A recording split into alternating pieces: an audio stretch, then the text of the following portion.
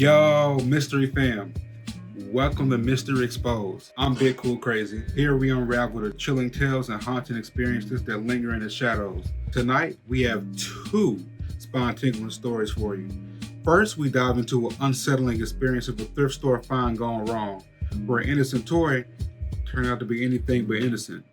And then, we'll journey into the historic Vance Hotel in Statesville, a place where luxury and elegance have given way to hauntings and ghostly apparitions. Stay tuned.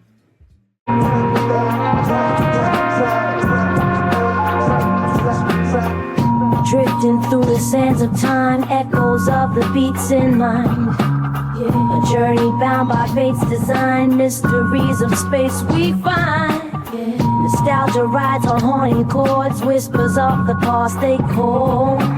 Curiosity is striking. Mystery Fam, welcome back. Let's dive right into our first story. Now imagine you're going out for just a nice day of thrifting, only to bring home a toy that brings terror instead of joy. Here's what happened when one person found an off-brand Etch A Sketch that was anything but ordinary. Hey Big Cool Crazy. I recently came across your TikTok for ghost stories, and it struck a chord with me. I wanted to share my own unsettling experience with you. It all started when I was out thrifting for retro toys, something I've always enjoyed. Among these usual treasures, I stumbled upon a toy that resembled an off-brand Etch A Sketch. Little did I know, bringing it home would lead to one of the most terrifying experiences of my life. I had been out thrifting all afternoon, browsing through various vintage shops for retro toys to add for my collection. In the corner of one shop, I found an old off-brand Etch A Sketch. It had a bright red frame, white knobs, just like the classic ones, but something felt different. Nevertheless, I bought it, thinking it would be a charming addition to my collection. When I got home, I left the thrift store bag with an Etch A Sketch in my car and headed up to my apartment. After a while, I glanced out my window and saw a little boy staring into my car. He was standing perfectly still, just gazing intently at the bag inside. Concerned, I rushed outside to see if he needed help, but when I got there, he was gone without a trace. Shrugging it off as an odd encounter, I bought the toy inside. As soon as I walked through the door, a strong smell of sulfur filled the air. I tried to ignore it, thinking it may be the neighbors cooking or something from outside. But then, I started hearing faint sounds of children running around, giggling and whispering, even though I lived alone. I saw glimpses of the little boy from earlier. He would dart around corners and appear in reflections, always just clear of view. It was as if he was playing some kind of sick, twisted game of hide and seek. My heart would race each time, but I tried to convince myself that it was just my imagination. Things took a turn for the worse when the boy began appearing in my dreams. Every night, he would come to me with a haunting smile on his face. In one particular vivid dream, he stood in the middle of a playground singing a creepy song called "You're Stuck With Me," while running around joyfully. He would then look and stop directly and look at me and say, "If you give my toy away, I will kill you."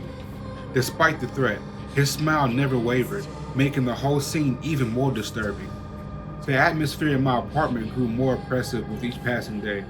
The smell of sulfur became so constant, and the sounds of children running around never ceased. I felt like I was being watched all the time, and the glimpses of the little boy became more frequent and more terrifying.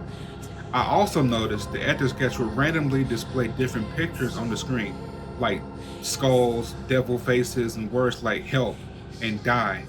Now, it only shows the date of 11/13/1974, which makes me even more uneasy. I don't know what to do. Part of me wants to get rid of the Etch A Sketch, but his threat echoes in my mind. I feel trapped and scared. Your TikTok about ghost stories made me realize I'm not alone in experiencing such eerie events, but I still feel helpless and lost.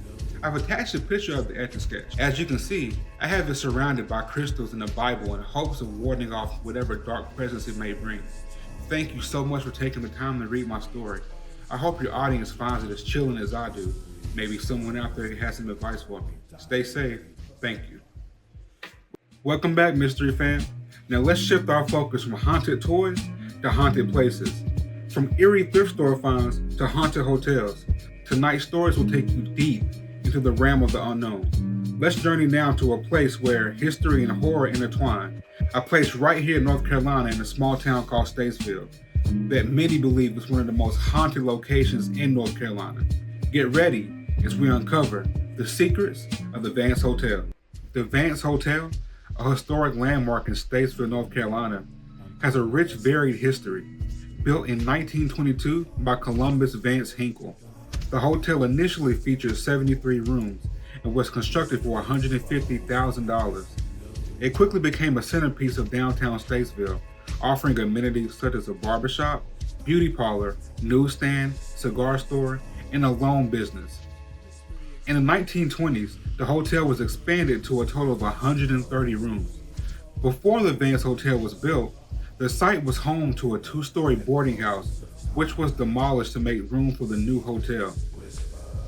The hotel thrived during the early and mid-20th century, regaining popularity after World War II, becoming a local hotspot with the addition of the bar in the basement during the 1950s. However, as the downtown area began to decline in the 1960s, the hotel changed hands multiple times and struggled to remain its former glory. The Vance Hotel closed in 2006 after several attempts to revive it, including operating as a bed and breakfast in a retirement home during the 1980s and 1990s. In 2017, plans were announced to remodel the historic building into apartments, making a new chapter to its long history. But the story doesn't end there. The Vance Hotel is said to be haunted by a ghost of a little girl. Local legends claim she drowned in the hotel's Olympic-sized pool. No records support this tale. However, further research revealed that a little girl named Arlene Mitchell lived in that boarding house that stood on the property and died of typhoid fever. The symptoms of typhoid fever include severe dehydration, delirium, and a high fever, which could lead to one say she drowned in her illness. What do y'all think about that? That's some scary shit. I would hate to be caught up in that situation. Mystery fam, thank you so much for tuning in. I really appreciate it. For more stories that blur the lines between hauntings and history, until next time, stay curious and stay cautious. I'm Big Cool Crazy. Out.